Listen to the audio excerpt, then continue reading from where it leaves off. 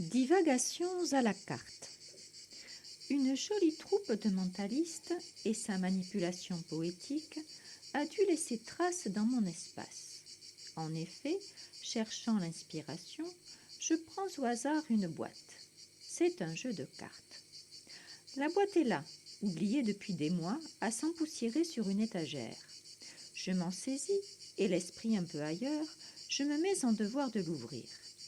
Ah, mais zut, ce fichu film plastique. Il ne s'ouvre bien que si l'on tire sur la languette dorée, comme pour les paquets de chewing-gum Hollywood ou les cigarettes Seitan, celles que j'achetais pour les grands au bureau de tabac sur l'avenue principale en face de l'Élysée. L'Élysée Mirail, la supérette du quartier. Je sais, ça ne fait pas autant rêver. J'extirpe les cartes de la boîte en carton et je tombe sur une anti-sèche. Les valeurs de l'atout à la belote. Sûr que si j'avais eu cette anti-sèche lors de mes premières parties, mon apprentissage aurait été moins folklorique. Quoique, c'était dans ces années où, assis dans le bus, mes compagnons de troupe et moi tuions le temps des trajets passés à sillonner l'Europe pour présenter nos danses régionales costumées à un public tout aussi curieux qu'intrigué. J'ouvre les cartes en éventail et je vois apparaître un comptoir en zinc, une table métallique sous un parasol de terrasse, un verre tube avec un agitateur en plastique et une bouteille qui chantonne. Ça met du fruit dans la vie. Bienvenue, Joker. La corbeille est là. Amène les fruits, s'il te plaît. Merci. Je bats les cartes et je fais des coupes.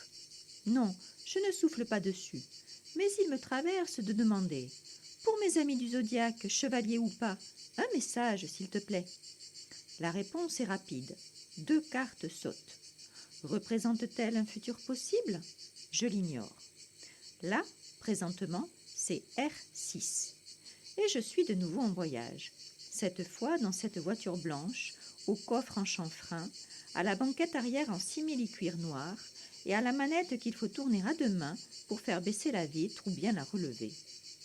Allongé de tout mon long à somnoler ou agenouillé à regarder par la lunette arrière, j'ai survécu au temps du sans-ceinture, apprenant la France par les chiffres des départements et les itinéraires bis de Bison Futé.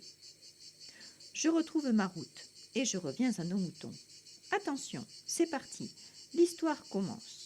Une possibilité parmi les 50 x 49 x 48 x 47, blablabla, x 2 x improbable.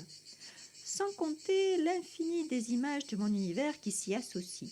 Et voici un récit pour que votre esprit vagabonde et parte à la pêche de Essie, tout plein de promesses autres que celles de mettre Paris en bouteille, porteuses d'idées ressourçantes, régénérantes, confiantes, avec des pourquoi pas et des on ne saura que si on y va, même si on n'y va que prudemment, qui va piano va sano ou pas.